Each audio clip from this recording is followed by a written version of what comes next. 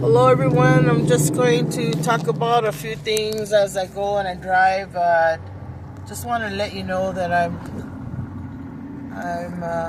doing some research. I've been doing research for the outreach and also community efforts. This is the Zion Outreach Ministries, Deborah Ann Castro. There's a lot of people that won't do what I'm doing because of intimidation or fear. But like I said, my job is not easy. I deal with the community and public, and I just want to show you a little bit and talk about my findings today. I backtracked in these areas during the pandemic. Let's just go back to 2023 to now. 2023-24, from November to February, I got myself on a shelter in Tempe with Tempe Action Community with iHelp, and that wasn't the only place that I had went to. Few months prior to that was probably. Well, actually, it was in just let's talk about this, what I want to say. I went looking for my case manager I had at that time. I was just doing the outreach, researching, see how it was, what was going on. And I have to say, I got bullied, and I had to defend myself. And the only thing I did was just defend myself, just speak my mind, and I didn't say any cuss words or cuss anybody out or even threaten anybody. Although I wasn't going to stand for any abuse. So I was being abused, bullied, and ganged up on during the time I was in the shelter. And my case manager, her name was Crystal Martinez. She's no longer here. When she was my case manager, she wasn't sick. She told me her daughter was sick and had cancer. And she was just really upset about that. I don't know how she died, but they didn't want to tell me that she was. Well, they told me that she wasn't there no more, and I asked for her supervisor, which, by the way, was, I believe it was the anchor baby. Name was Christine. She gave me a hard time. She never took my side or even reasoned with me, but Crystal did. She had worked for. I'm not sure how long she had been there, but she knew the things how they treated me. She was asked how she felt about that by Christine, and basically Crystal gave her side where she didn't think that I had a fair chance. I exited the program, but they documented it. They documented the records as me always leaving, never coming, this and that, which is not true. Once I left, I never came back. And then they also said some other things that I can't disclose here. I choose not to because of my welfare or my safety. I'm very distraught about Crystal. I think she had died like 5 weeks ago. And I was all thinking about her. Telling you, she's not the only one that passed away. Today I just heard 2 other people are not here with me or here with us. I just heard some other news.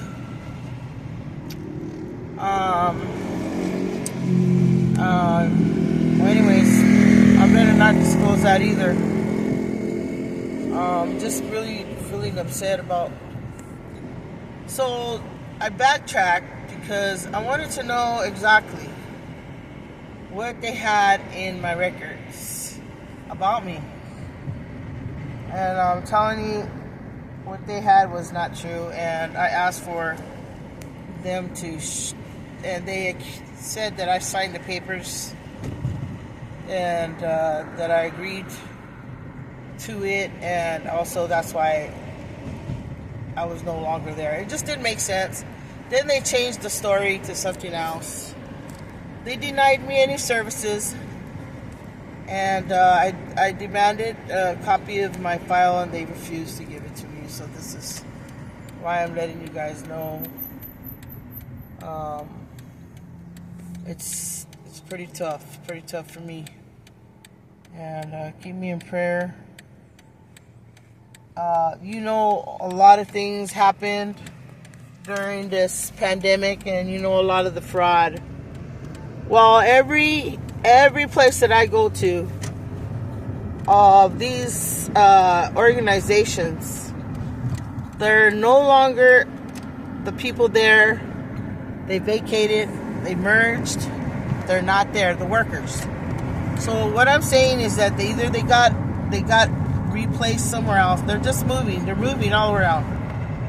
So you can't find them really. Everybody's got another job or they merged.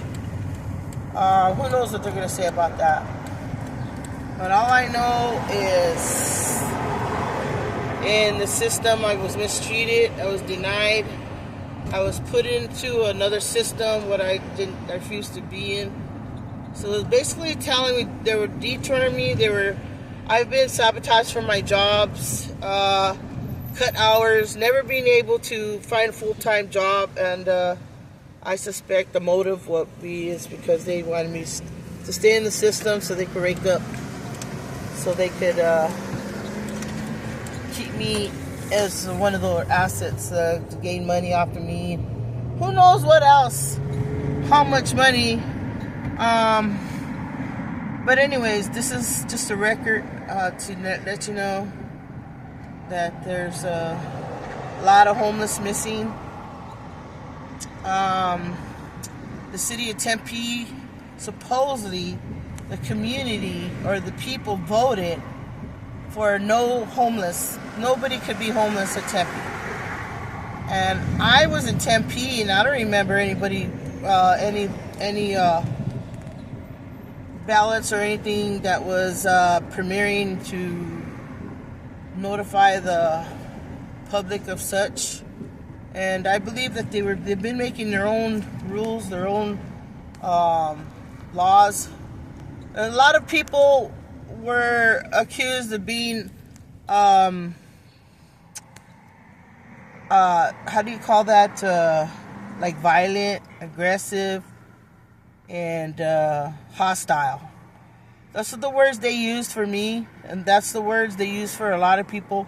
When we were pleading for justice, we were just outraged or confounded, but I didn't have a problem.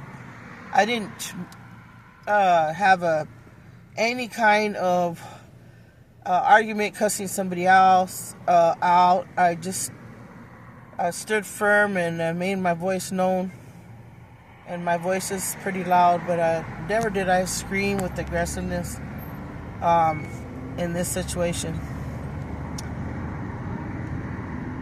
The injustice just eradicated me, like, with my emotions, but never being hostile.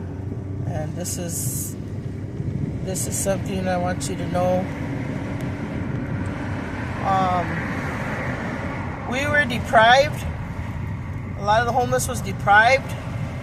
They were hurt, victimized, chased, harassed, taken to jail, accused, followed, monitored, you name it, and even starved. I have actually have a client that went into one of the rehabs, and he didn't eat for 2 weeks because they said they didn't have any money to feed him.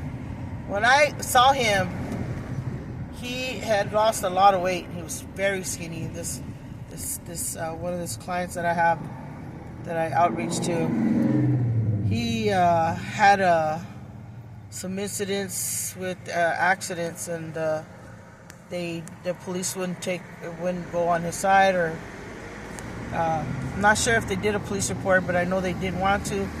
They just kind of moved him around here to there, just gave him the runaround to making the report or getting back with him.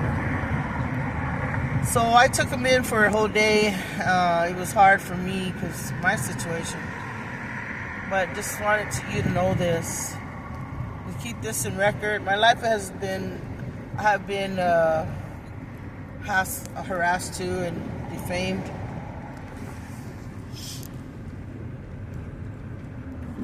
And just very, how do you say it, exhausted from trying to get myself. I have had some stories to tell you, that's outrageous stories. When the enemy or anyone that is intimidated for their crime, they will do anything to get rid of you or get rid of the person or get them out of the way, because when there's a big heist, when there's a big plan of the enemy or the corrupt, they will do anything to move a person out of the way, and that's exactly what they've been doing. And they did take a lot of people's lives. I'm just reporting to you as the Zion News. Okay, I'll see you later. Keep me in your loving prayers. And it's never easy for me. Bye.